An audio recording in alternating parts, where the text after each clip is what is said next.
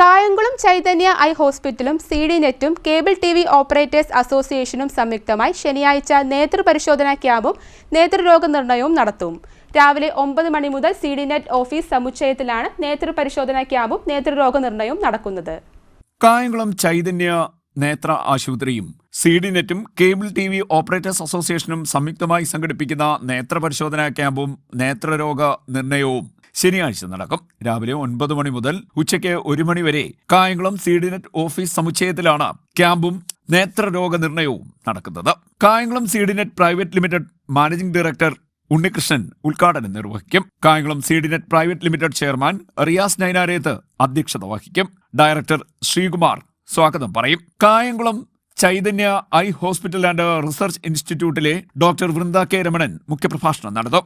ക്യാമ്പിനുള്ള ഒരുക്കങ്ങൾ പൂർത്തിയായതായി CDNET managing director ഉണ്ണികൃഷ്ണനും ഡോക്ടർ വൃന്ദ കെ രമണനും പറഞ്ഞു.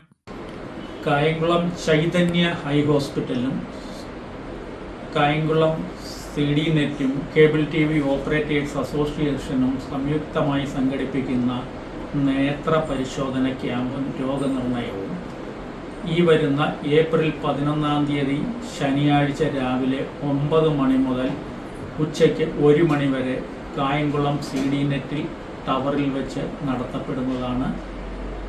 ഈ അവസരത്തിൽ നമ്മുടെ നാട്ടിലുള്ള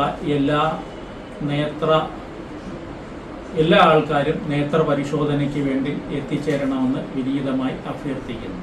ഹായ്, ഞാൻ doctor Vrinda K Ramanan, consultant ഒഫ്താൽമോളജിസ്റ്റും കാറ്ററാക്ട് സർജനുമാണ്.